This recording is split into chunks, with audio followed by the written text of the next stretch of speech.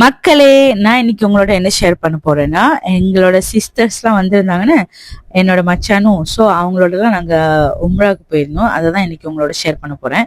என்னதான் மக்கால இருந்தாலுமே எவ்வளோ ஸ்ட்ரகிள் ஆகி நாங்க போறோம்னு பாருங்க. வந்து பஸ் பார்க்கிங் ப்ரொவைட் பண்ணியிருக்கிறாங்க. அங்கே போய் நம்ம காரை பார்க் பண்ணிட்டு அதுக்கப்புறம் அவங்க ப்ரொவைட் பண்ணுற அந்த பஸ்ஸில் தான் நம்ம ஹராம் ஏரியாவுக்கு போக முடியும்.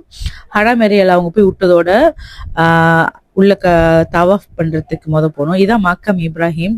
இதெல்லாம் பார்த்துட்டு என்னோட சிஸ்டர்ஸும் எங்களோட மச்சானும் ரொம்ப இமோஷனலா ஃபீல் பண்ணாங்க.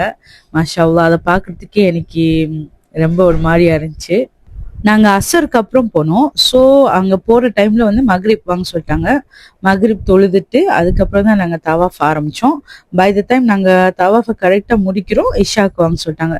ஸோ இஷாவும் தொழுதுட்டு அந்த மத்தாஃப்ல உட்காந்து நல்லா ரொம்ப நேரம் துவா செஞ்சுட்டு அதுக்கப்புறம் தான் நாங்க சாய் ஆரம்பிச்சோம். சாய்க்கும் சரியான கூட்டமா இருந்துச்சு. மேபி பிகாஸ் இங்க சவுதியில ஹாலிடே ஸ்டார்ட் பண்றதுனால நினைக்கிறேன்.